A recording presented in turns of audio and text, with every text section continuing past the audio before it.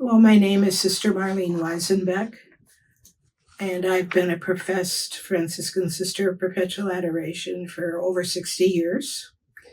And in my ministry over those years, I have become an experienced music educator and a canonist with the Diocese of La Crosse for a number of years, and eventually became the originator and the coordinator of the project Renaissance of Iconography for Eastern European Institutes of Consecrated Life.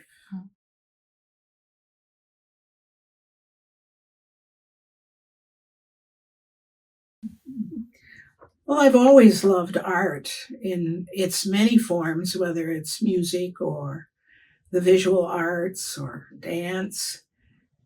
So when I was doing my doctoral program at the University of Wisconsin in Madison, my doctoral minor was in art history, and I was able to take a course in medieval art, which covered the topic of iconography.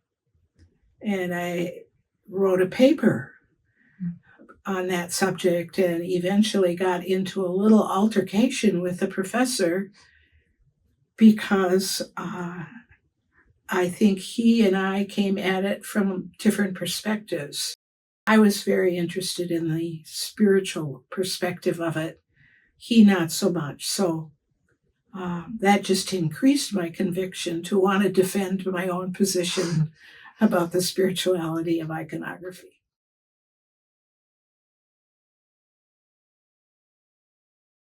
It's always felt to me like the project came to me. I didn't go looking for it. But what happened in my life was that at the end of the communist era, where people in Eastern Europe were not allowed to practice their faith, at that time when that ended in about 1989, the Leadership Conference of Women Religious began to encourage religious institutes in this country to collaborate with women religious in Eastern Europe in whatever way would be helpful to them as they came through this period of history. So it was through that encouragement that at a conference of LCWR, Sister Lucianne Sears, a Dominican sister, who had been working for the United States Conference of Catholic Bishops and its office for aid to the Catholic Church in Eastern Europe. I met her and offered my services primarily as a canonist if there was some way that some connection could be made. And she began to ask me, well, what else are you interested in? And I brought up iconography that had been very current in my experience. And she said, I've always wanted to start a school of iconography in Eastern Europe. She had contacts in Eastern Europe with women religious through her office at the Bishops' Conference. And she said, let's work at this together. So primarily her contacts were the Sisters of St. Basil the Great, who have communities in all of the Eastern European countries. They are a Byzantine Catholic religious institute. So through her contacts there, she made connections with me. And we started talking among the three of us about how that could develop. And so we started planning because the sisters in Eastern Europe were so grateful for whatever help they could receive theologically, canonically, spiritually, as they were bringing through their sisters through this period of history. And as it is, even my canonical background was helpful because there is a whole canonical resource around writing icons. That did not become the primary thing, but the actual practice of the possibility of bringing forth their religious objects and creating new ones. Much of their iconography had been destroyed during the uh, communist era, so they had to recreate a lot of it.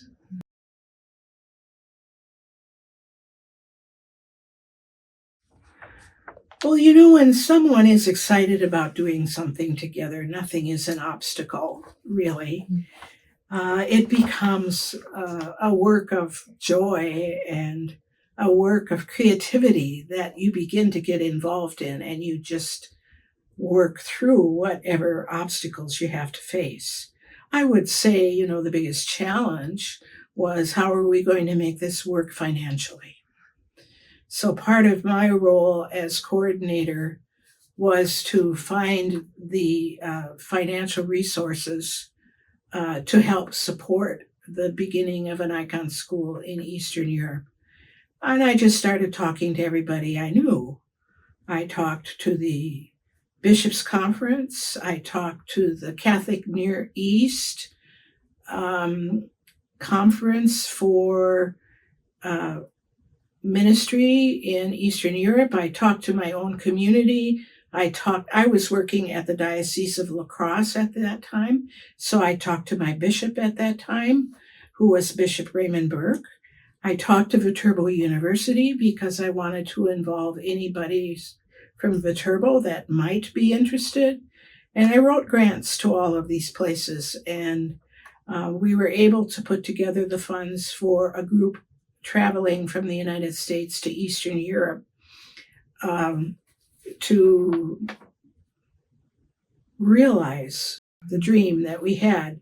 And on the other side of the ocean, the Sisters of St. Basil the Great took care of all of the arrangements, looking for a place that would receive us, that could house us. And a great part of my dream was, I only wanted to do this if my own community could learn something from it. And if the artists in our own community might be able to participate in it. So with each of the trips to Eastern Europe, we had 3 or 4 or 5 or 6 FSPAs that traveled. And we engaged Phil Zimmerman as our master iconographer to be the teacher.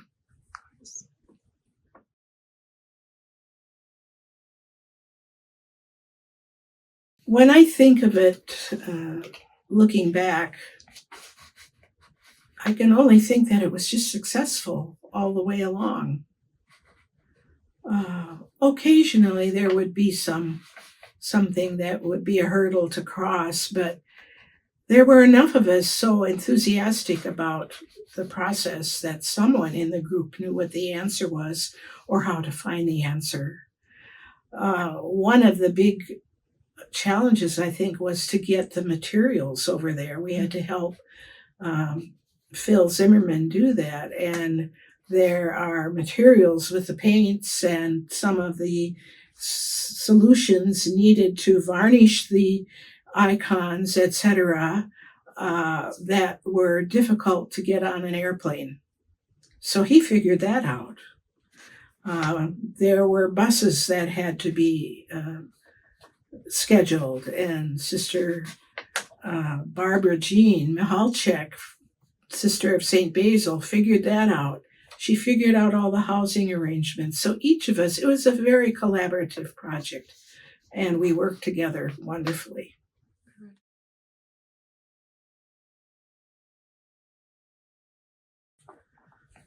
Well, I think everyone was so pleased with the results of the first trip. We all said, let's do this again.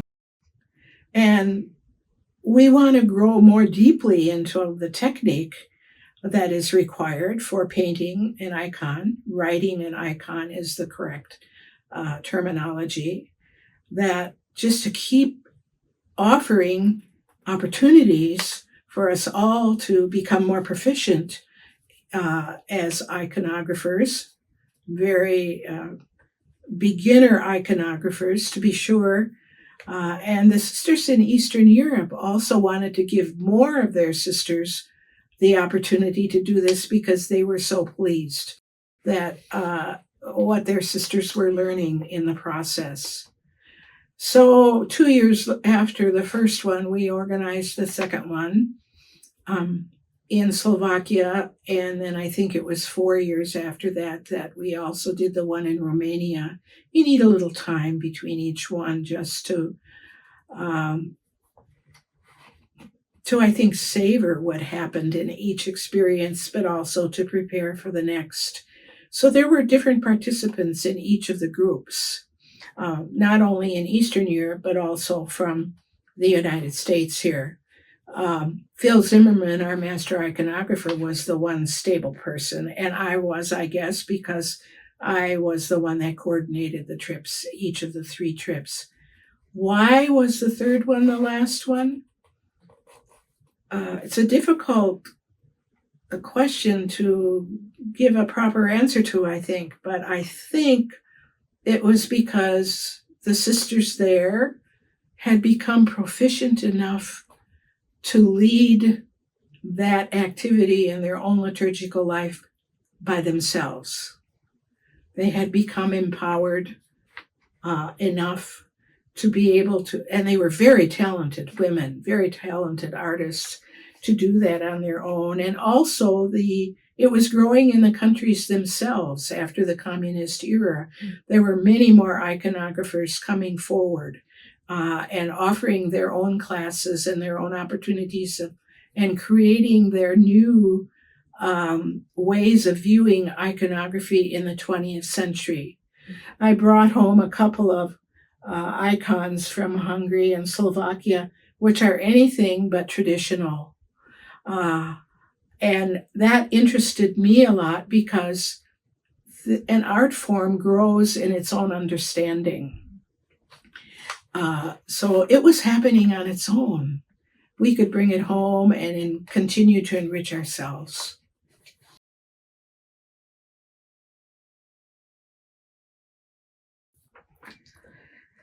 Well, certainly the significant relationship was with Sister Barbara Jean Michalczak, a sister of St. Basil the Great, who was on the General Council for their very large community, which has provinces in several countries in Eastern Europe. She was a woman I never knew, although she is an American, and as was representing the American province on her General Council there. And then, of course, I had never met Phil Zimmerman, the master iconographer. And that happened, again, providentially through Sister Lucy Ann Sears, the Dominican sister who was working with the Bishops' Conference for aid to churches in Eastern Europe. They were the most significant relationships that we needed to do this together. And it was a very new and gifted thing for me in my own life. And in the lives of all of us, really, the fact that we were able to work so well together and just enriched our whole background. And Phil Zimmerman today, even when he comes to the Spirituality Center, continues to talk about those experiences. He wanted to be able to go to Eastern Europe too and to teach there because his background, I believe, is in one of those Eastern European nations, and so there was a sense of connecting with his own ancestry.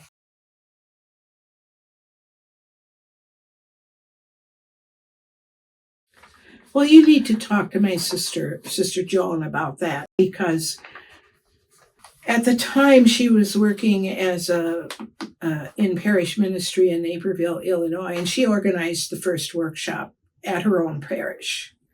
And then when she transferred to La Crosse to work in the Franciscan Spirituality Center, she was the impetus for bringing those classes to the Spirituality Center. So again, it just felt like there was great continuity, that there was still a mission to be achieved, to be forwarded, to be shared. And that, that was a great source of joy.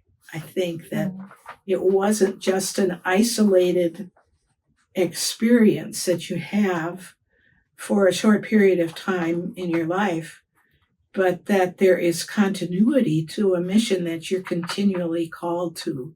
And the fact that people responded and came back or came to the classes here in the United States was part, I think, of a growth of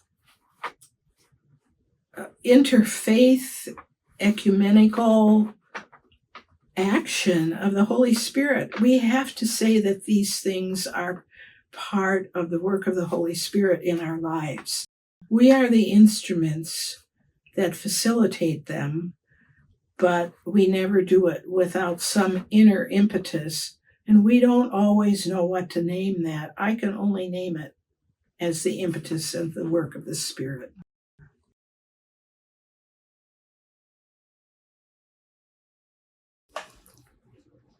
Well, there's always the basic techniques about how to control the energy in your hand as you paint, how to see colors. In this particular case, I think it's an introduction to contemplative prayer through art. Because while you're doing all those things, there are a lot of things that are going through your mind and your soul. And for us in this particular project, it also became an opportunity for knowledge of the Catholic faith and the Eastern Rite tradition. Most of us didn't know much or anything about that. And also the opportunity to have an ecumenical respect for other rites in the church, of which there are many. It's even, I think, deeper than ecumenical. It's unity of the faith through the diversity of expressions of faith.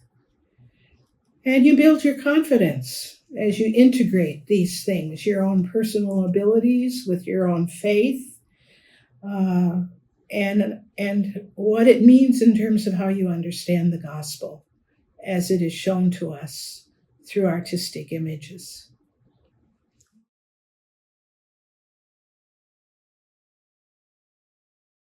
I don't know if I ever reflected on that until you've asked this question. Because the Franciscan values are something that we try to deepen and to realize in our lives as a lifetime project. But we do identify Franciscan values, especially as third order Franciscan women, we do. One of them is poverty, and I would say iconography classes and learning about it helped me to go more deeply into a poverty of spirit, to understand the ground on which you stand and on which you live, your own reality. Being able to sense that sometimes creates a sense of who you are as a person in the whole picture of life and in your relationship to God. Second value, Franciscan value, is that of contemplation. And that is, again, an everyday experience that we work with in our deepening look at to how God is inviting us into a loving relationship with God. Meditating, contemplating, taking long, loving looks at what is before us. Third value is conversion. St. Francis and St. Clare, I think, started there.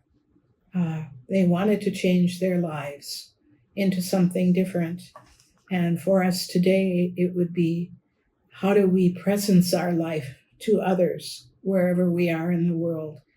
How do our values impact the major values of the world that sometimes are not the same as our own?